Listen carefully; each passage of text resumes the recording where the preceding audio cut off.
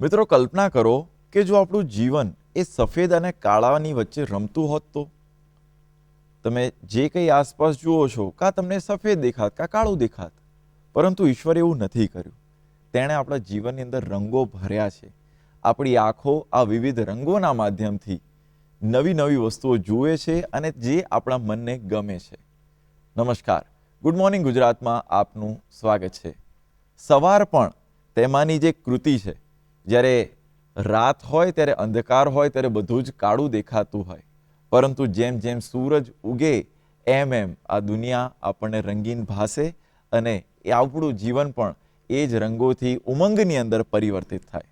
મિત્રો, આજે વાત કરવાની છે આવા જ રંગોથી ભરેલી એક અદ્ભુત કળા એટલે કે રોગાન આર્ટની. જી હા, આજે આપણી સાથે ગુડ મોર્નિંગ ગુજરાતમાં એક અદ્ભુત મહાનુભાવ ઉપસ્થિત છે, જબ્બારભાઈ ખત્રી. સ્વાગત છે જબ્બારભાઈ આપનું ગુડ મોર્નિંગ ગુજરાતના આજના કાર્યક્રમમાં. જી જબ્બારભાઈ, આમ તો એમની આ 7મી પેઢી કે જે રોગાન આર્ટ તેમની આ પરંપરાને તેઓ સાચવીને બેઠા છે. જબ્બારભાઈ, સૌથી પહેલાં તો આપણે જણાવો કે આ રોગાન આર્ટ છે શું? રોગાન એક કાપડ ઉપર દુર્લભ થતી પેઇન્ટિંગ કહી શકાય અને આને વસ્ત્રોમાં પણ આપણે યુઝ કરી શકીએ.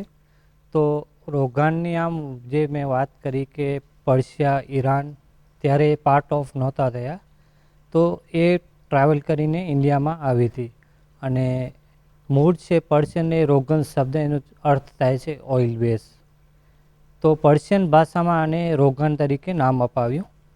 અત્યારે હાલમાં અમારા નિરોણા ગામમાં અમારા પરિવારમાં આ 400 સાલથી જીવિત છે અને 8મી પેઢી.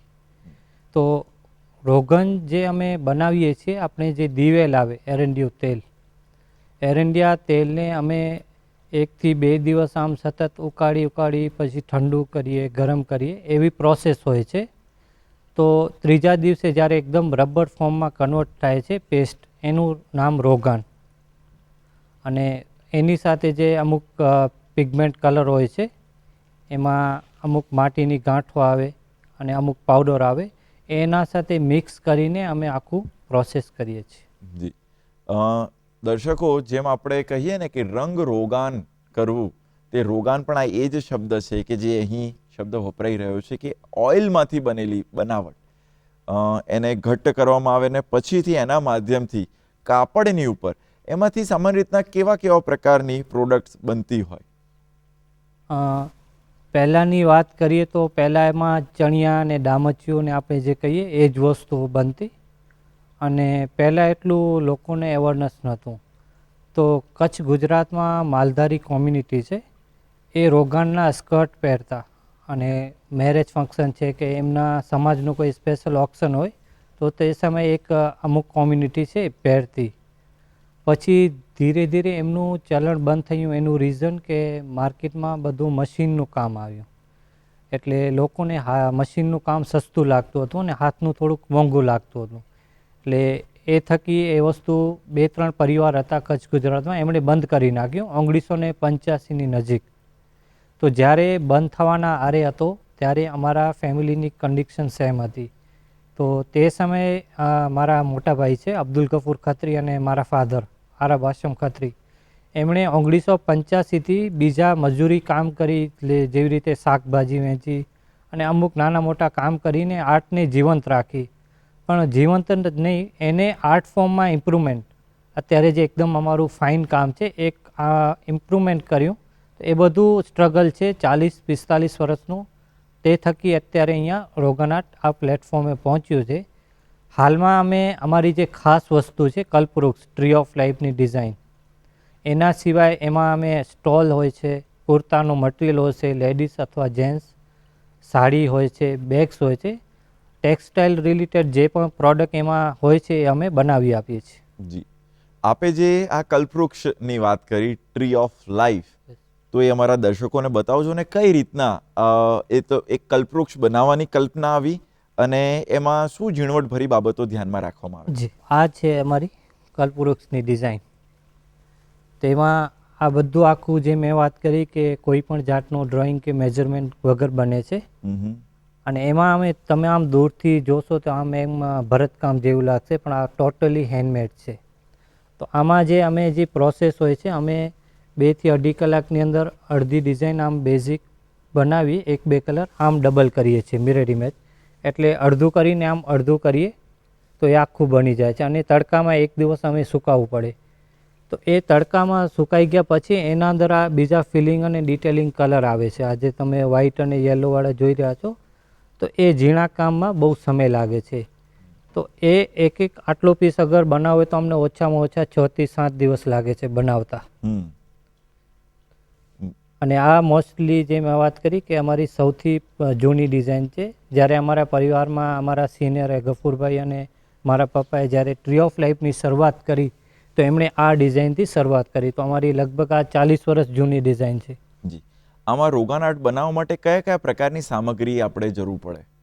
એમાં તો અમે જે ડિઝાઇન બનાવીએ છીએ એમાં આપણે લોખંડનો સળી આવે જેને અમારી ભાષામાં કલમ જ કહીએ છીએ, એ યુઝ થાય છે. અને ટ્રેડિશનલી ટેકનિક હતી કે લોકો ઘૂંટણ ઉપર બેસીને કરતા, આવી રીતે પિનઅપ કરતા. અત્યારે અમને જેવી રીતે યુગ બદલાય છે એ પ્રમાણે અમે અત્યારે વુડનની એક ફ્રેમ બનાવી છે, 1 મીટરની મેક્સિમમ હોય છે. તો એમાં અત્યારે અમે માચી સાથે આમ પિનઅપ કરી અને ડાયરેક્ટલી અમે જેવી રીતે બીજો કલર મતલબ લેવો હોય તો એમાં ટાઈમ વેસ્ટ ન જાય તો એમાં જ ફિટ હોય છે. તો બાકી એના સિવાય બીજી કોઈ ખાસ સામગ્રી આમાં યુઝ થતી નથી. જી. આમ કોઈ અજાણ વ્યક્તિ હોય જી. અને એને તમારે રોગાન આર્ટ વિશે સમજાવવું હોય તો તમે કઈ ભાષાની અંદર કહો કે રોગાન આર્ટની મહત્તા શું, વિશેષતા શું? તો મેઇન વિશેષતા એ છે કે આટલા તરીકે કોઈ બી પ્રિન્ટેડ કાપડ હોય છે, એ પ્રિન્ટની અંદર લગભગ કાપડની અંદર એકદમ ફ્લેટ હોય છે. આને તમે ફીલ કરી શકો, એમ્બોસ જેવું છે, એકદમ ફ્લેટ નથી. તો આ કાપડ ઉપર થોડુંક એમ્બોસ જેવું લાગશે, તો એની ખાસિયત છે. અને એના સિવાય અમે આ ટ્રી ઓફ લાઈફમાં આ જે વસ્તુ છે સિગ્નેચર અમારી અત્યારે રાખીએ છીએ, કારણ કે લોકો કોપીથી બચે એના કારણે. જી. એટલે આમ જુઓ તો આપના કાકાજી જેમને પદ્મશ્રી યસ. આ રોગાન આર્ટના કારણે અબ્દુલ ગફુરજી જે એમના કાકાજી છે એમને પદ્મશ્રી થી તેમને સન્માનિત કરવામાં આવ્યા. આજે આની અંદર જે રંગો ઉપયોગમાં લેવામાં આવે છે, શું પહેલા જે ઉપયોગમાં લેવાતા એ જ પ્રકારની ક્વોલિટી સાથે જળવાઈ રહ્યું છે? મોસ્ટલી તો એ જ છે, પણ અત્યારે અમને થોડુંક આમાં કલરમાં ઘણી પ્રોબ્લેમ આવે છે, કારણ કે એમાં ક્યારેક એકદમ કેમિકલ કલર આવી જાય છે તો આના અંદર મિક્સ નહોતા થતે. તો અમુક ટાઈમે અમને કલરનું થોડુંક સામનો કરવો પડે છે કે અમુક કલર મિક્સ થાય છે અને અમુક નથી થતા. પણ મોસ્ટલી અમે આમાં ટ્રેડિશનલ કલર જે યુઝ થતા હતા એ જ યુઝ કરીએ છીએ. આમ જોઈએ તો એક આ બનાવવાની આખી પ્રોસેસ છે, ક્લાસિક રોગાન આપણે જોઈએ તો એ બનાવવાની પ્રોસેસમાં કેટલા દિવસનો સમયગાળો જતો હોય? નોર્મલી રોગાન અને કલરની વાત કરીએ તો રોગાનમાં જે મેં વાત કરી કે 2 થી 3 દિવસમાં રોગાન બની જાય છે. પછી કલર મિક્સિંગ ડિપેન્ડ કરે છે કે કેટલું ઓર્ડર વર્ક છે અને કેટલું પ્રોડક્શન છે. તો 1 દિવસમાં પણ મતલબ બની જાય અને 2 દિવસ પણ લાગે, એ ડિપેન્ડ કરે છે કેટલું કામ ઓર્ડર છે એના પ્રમાણે. અને પ્રોડક્ટની વાત કરીએ, જે મેં વાત કરી કે મિનિમમ અમારું standard tree of life size છે એને 6 થી 7 દિવસ લાગે છે. એનાથી નાની સાઇઝ હોય તો 1 થી 2 દિવસ પણ લાગી શકે. સૌથી નાની જે A4 સાઇઝ છે એમાં 1-2 દિવસમાં પણ કામ થઈ જાય શકે છે. આપણે જોઈએ કે આ રોગાન આર્ટ અને અન્ય જે પેઇન્ટિંગ્સ બનતા હોય એ બંનેની વચ્ચે શું ડિફરન્સ છે? અન્ય પેઇન્ટિંગ લાઈક એમાં છે ને અમુક કલર છે ટ્યુબ કલર પણ વપરાય છે અને અમુક કેનવાસ ઉપર થાય છે અને બ્રશથી પણ યુઝ કરે છે અમુક લોકો, પેઇન્ટિંગ બનાવે છે. પણ આમાં એક જ સળીઓ છે જે એમાં ડિઝાઇન ઝીણી હોય કે મોટી એવું નથી કે ઝીણી ડિઝાઇન માટે અમે બીજો ટૂલ યુઝ કરીએ. એક જ સાધન હોય છે પહેલીથી લઈને છેલ્લે સુધી, એ એની ખાસિયત છે. જી. આજે જોઈએ તો આ સંપૂર્ણ વિશ્વની અંદર અથવા ભારતમાં કે પછી ગુજરાત, આ આર્ટને જાણનારા લોકો કેટલા? અત્યારે અમારા પરિવારની વાત કરીએ તો અમારું જોઈન્ટ ફેમિલીમાં 10 થી 12 લોકો છે. એના સિવાય એમાં એક ખાસ વસ્તુ કે આમાં ટ્રેડિશનલી મહિલાઓ કામ નથી કરતી, કારણ કે એમાં ટ્રેડિશનલી આમાં માણસોને પણ કાંઈ નહોતું મળતું. અમારા જે પરિવારના હતા તો આમાં અમારી જે ઘરની મહિલાઓ છે આમાં જોડાઈ ન શકી. પણ 2010થી મારા મોટાભાઈ ગફુરભાઈએ ગામની અને આસપાસની લોકલ મહિલાઓને ટ્રેનિંગ આપી. અત્યાર સુધી 400થી વધારે છોકરીઓ ટ્રેન થયેલી છે.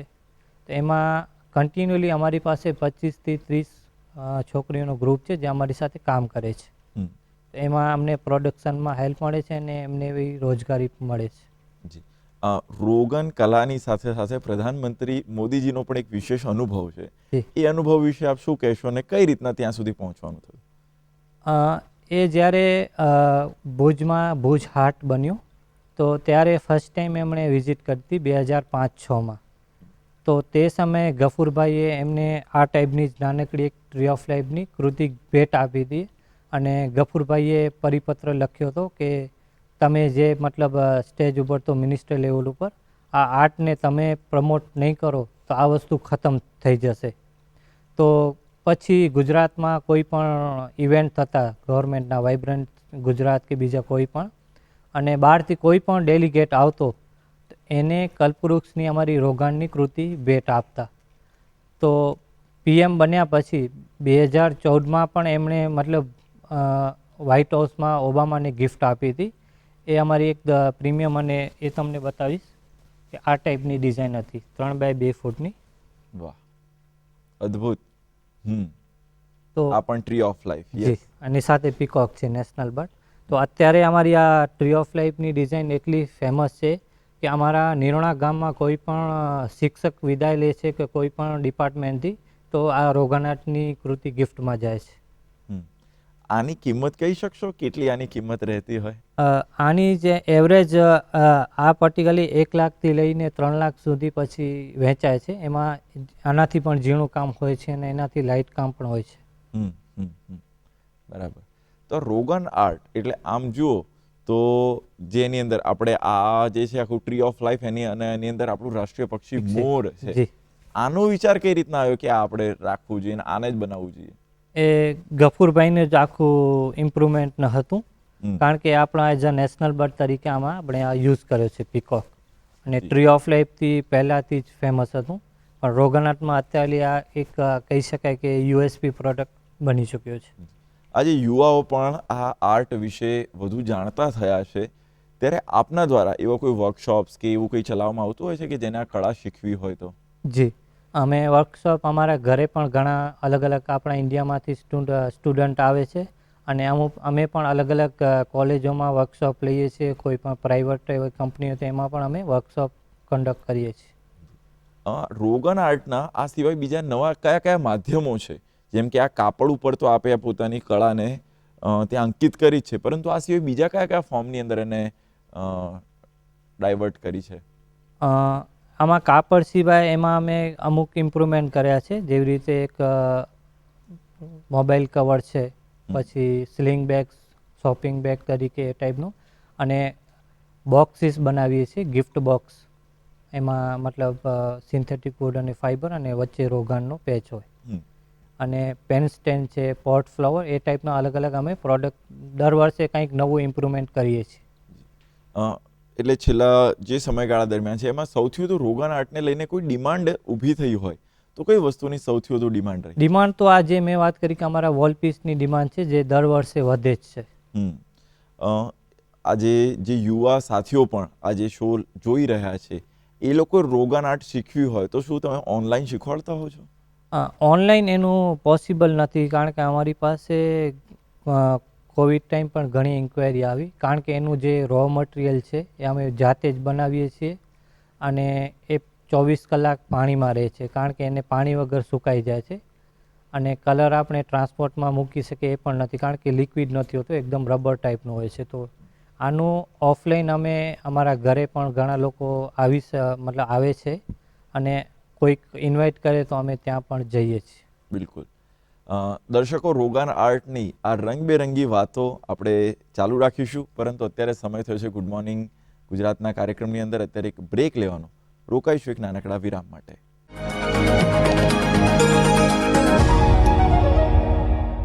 વિરામ બાદ ફરી એકવાર ગુડ મોર્નિંગ ગુજરાતમાં હું હિતાંશ આપનું સ્વાગત કરું છું.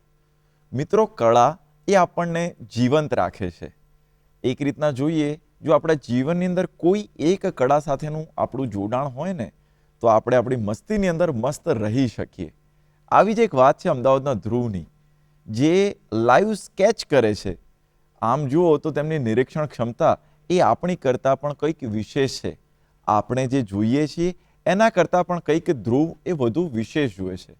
વેકેશનનો સમયગાળો છે, આપના બાળકને જો આવી કોઈ આર્ટ સાથે, કળા સાથે જોડવો હોય તો એના માટે આ સ્ટોરી ખાસ મદદરૂપ થશે.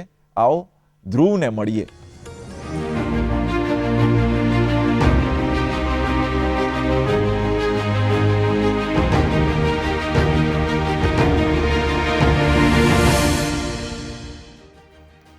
એક કલાકાર પોતાની કલાને હંમેશા સર્વોપરી માને છે.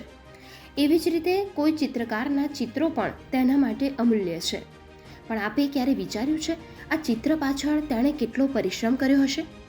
લગભગ બહુ ઓછા લોકો એ કલા પાછળની કથાને આંકી શકે છે.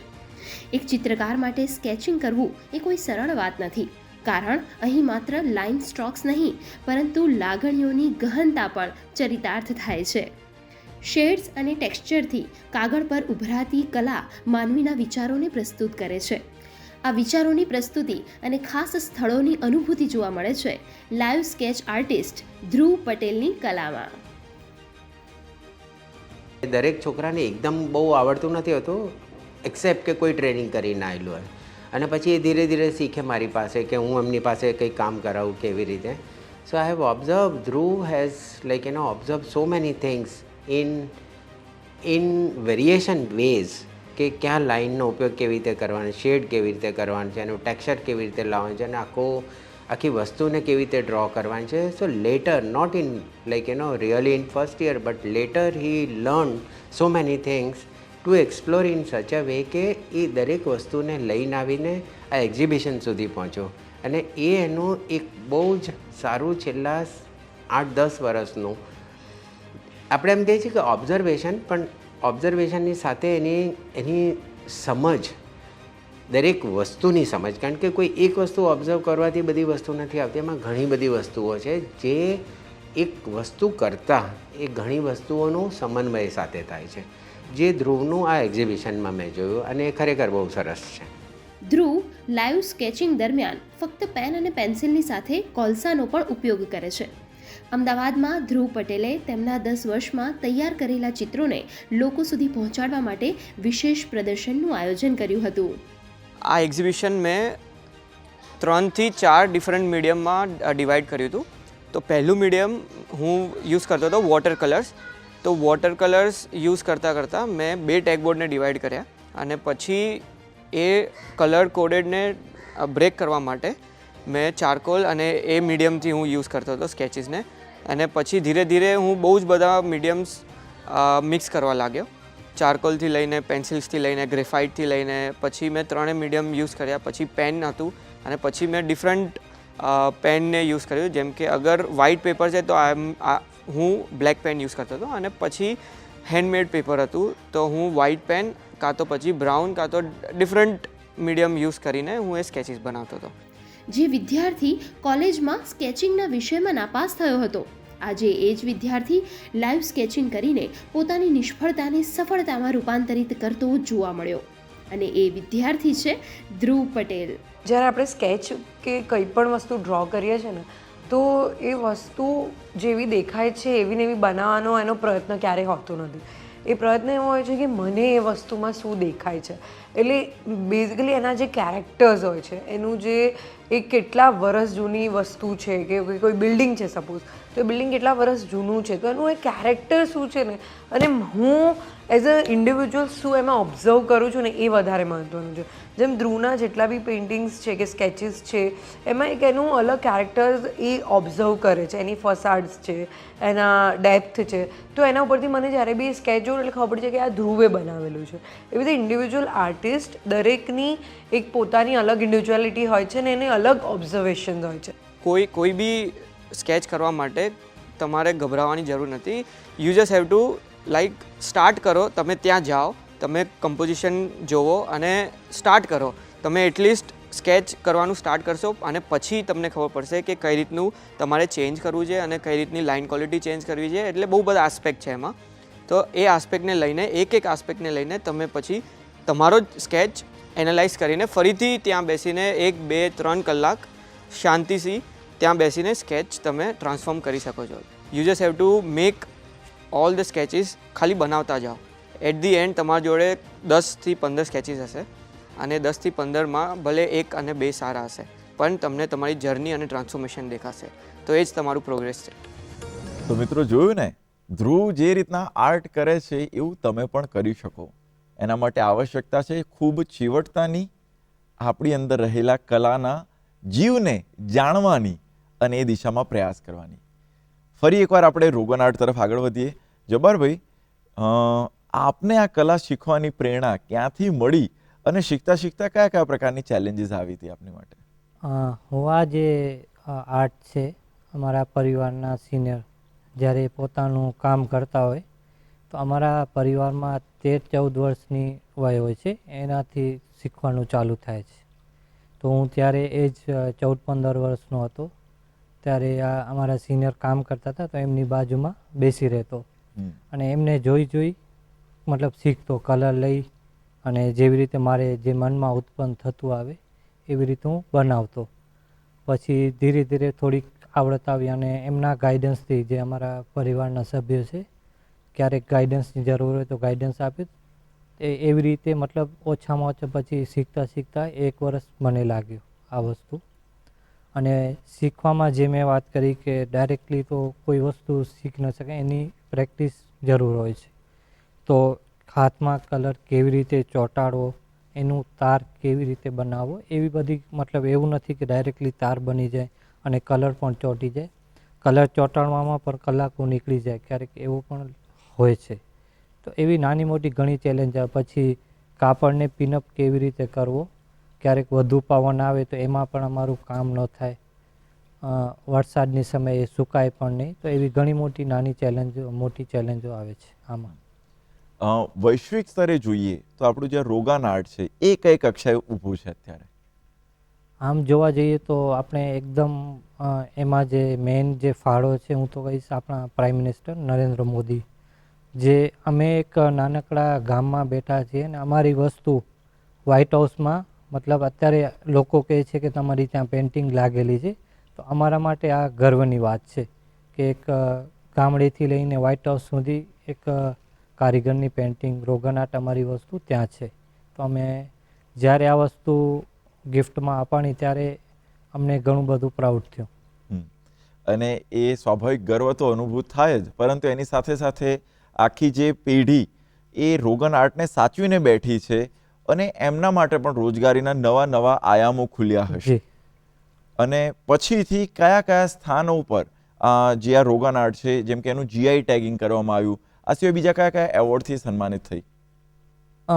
અમારા પરિવારની ટોટલ વાત કરીએ તો ટોટલ અમારી પાસે 20 થી 22 એવોર્ડ છે. એમાં એક સિવિલિયન એવોર્ડ જે મારા મોટાભાઈને 2019માં મળ્યો છે, પદ્મશ્રી. કચ્છની વાત કરીએ તો ઇતિહાસમાં હેન્ડીક્રાફ્ટ ફિલ્ડમાં એક પહેલો પદ્મશ્રી છે. એના સિવાય 4 થી 5 નેશનલ એવોર્ડ છે, 2-3 ઇન્ટરનેશનલ એવોર્ડ છે અને 5-6 સ્ટેટ એવોર્ડ છે. આમ લોકલથી લઈને નેશનલ, ઇન્ટરનેશનલ સુધી 20-25 પ્રાઇઝીસ છે. રોગન આર્ટના ભવિષ્યને લઈને આપ જુઓ છો કે જ્યારે આજે સમાજની અંદર ડિમાન્ડ તો એની છે, પરંતુ એનો વધુ લોકો સુધી પહોંચાડવા માટે આપની શું કલ્પના છે, શું સપનું છે? વધુ લોકો માટે જે મેં વાત કરી કે અમારી પાસે રિસર્ચ માટે ઘણા સ્ટુડન્ટો આવે છે, કોલેજથી, બહારથી આવે છે અને અહીંયાથી પણ આવે છે.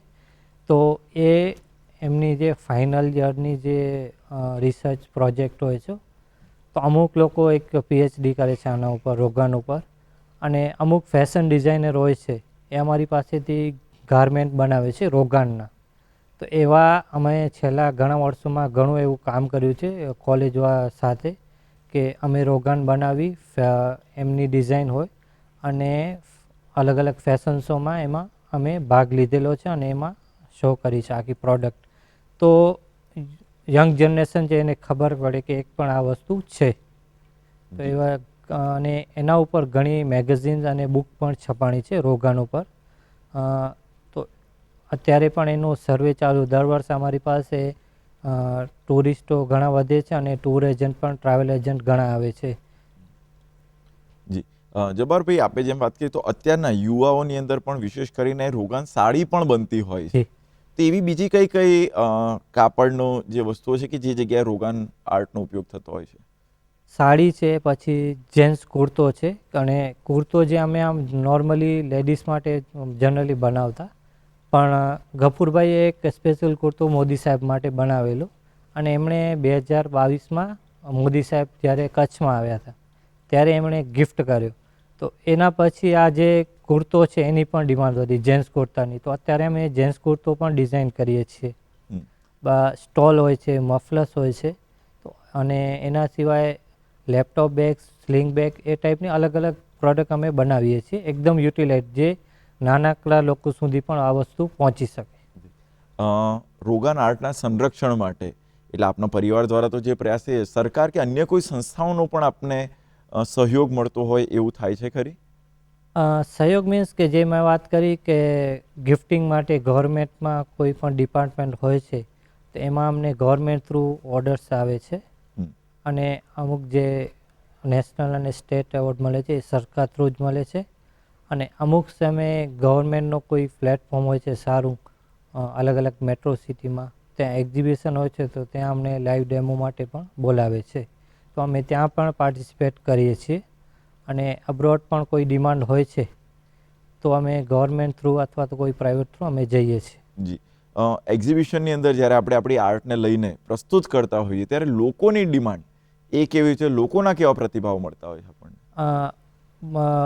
અહીંયા જે વાત કરીએ કે જ્યારે અમે લાઈવ બનાવતા હોઈએ છીએ ત્યારે એમના ઘણા ક્વેશ્ચન હોય છે કે આ વસ્તુ શું છે, લાખ છે, રબર છે. એમને કારણ કે ડાયરેક્ટલી પહેલી વાર જોઈએ છે તો એમને એવું લાગે. જ્યારે અમે આખું પ્રોસેસ સમજાવીએ છીએ કે આ વસ્તુ દિવેલમાંથી બને છે અને એમાં પિગમેન્ટ કલર આ બધું યુઝ થાય છે, એ પછી એમને પણ એવું લાગે છે કે કોઈ કહે છે થોડુંક મને પણ ટ્રાય કરવું છે, થોડુંક કયા ટાઈપનું પ્રોડક્ટ છે, આમાં શું શું બને છે, એ બધું ક્વેશ્ચન આવે છે.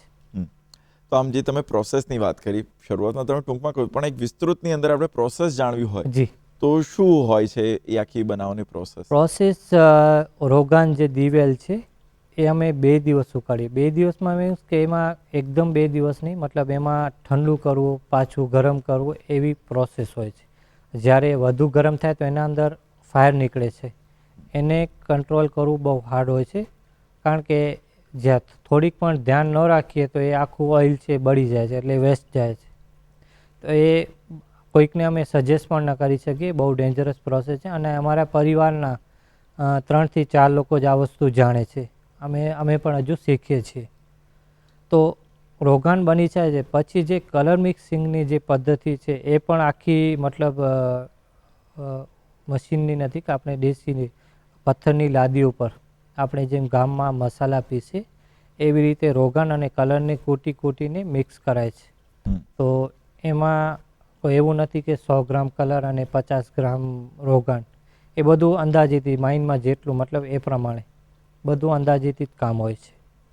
અને કલરને પછી અમે પાણીમાં સ્ટોર કરીને મૂકીએ છીએ, કલર બોક્સ જે હોય છે, અને રોજનું રોજ એને પાણી ચેન્જ કરવું પડે છે, અધરવાઇઝ એ સુકાઈ જાય છે. જી, આ જે રોગાન આર્ટ છે એટલે આમ તો કહેવાય કે કલા એની સાથે સાથે આધ્યાત્મિકતા પણ જોડાયેલી છે. તો જ્યારે આપ એ કલાની સાથે આપ જ્યારે જીવતા હો, જ્યારે બનાવતા હો, ત્યારે આપના મનની અંદર કેવા પ્રકારના વિચાર આવતા હોય, કયા ઉદ્દેશ્ય સાથે આપ બનાવતા? એનું જે પણ અમે પ્રોડક્ટ બનાવીએ તો એનું પ્રી પ્લાન નથી હોતું. અમુક સ્ટાન્ડર્ડ ડિઝાઇન હોય છે જે અમારે પ્રોડક્શનમાં રનિંગ હોય, બાકી કાંઈક બીજું બનાવવું હોય તો ડાયરેક્ટલી અમે માઇન્ડમાં ડિઝાઇન એક હોય તો આજે લાગશે કે હું એ ડિઝાઇન બનાવીશ, તો જ્યારે હું કામ કરું અને પછી કામ કરતાં કરતાં વળી મનમાં બીજું વિચાર આવે કે નહીં આને આમ કરી દઉં, તો એ બધું ઘણું થાય છે. તો ડિઝાઇન પણ અમે ચેન્જ કરી નાખી છે, જે પણ મગજમાં ઉત્પન્ન થતું આવે એવી રીતે.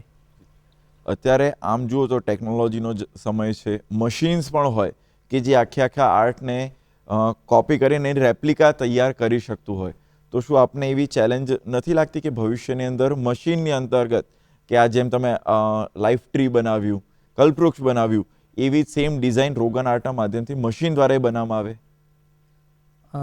મશીનમાં પછી છે ને એનું જે વેલ્યુ અને આપણે કહી શકાય કે એની જે ચાક છે એ મળી જશે. હવે જે મેં વાત કરી કે પ્રિન્ટમાં એકદમ ફ્લેટ દેખાય છે અને આને તમે ફીલ કરી શકો છો, તો આ વસ્તુ એકચ્યુઅલ અગર ઓનલાઈન વસ્તુ પડી હશે તો લોકોને ખબર નહીં હોય, રોગાન સમજીને પરચેસ કરી લે છે. તો એના માટે ગયા વર્ષે જ અમને જીઆઈ ટેગ મળેલો છે કે આ પર્ટિક્યુલરલી આ જ કચ્છ રિજનની વસ્તુ છે. જી અને એના સિવાય અમારી જે ટ્રી ઓફ લાઈફની વસ્તુ છે એમાં અમે નીચે અમારો જે મોટાભાઈ છે એમની સિગ્નેચર મૂકીએ છીએ. એક ઓથેન્ટિસિટી રહી જાય કે આ વસ્તુ આ છે. અને આવનારા સમયમાં અમે કોશિશ કરીએ છીએ કે એકદમ આને શું કહેવાય મતલબ પ્રાઇવેટ રાખી શકીએ કે બીજું કોઈ આનો Copy. દુરુપયોગ અથવા કોપી ન કરી શકે.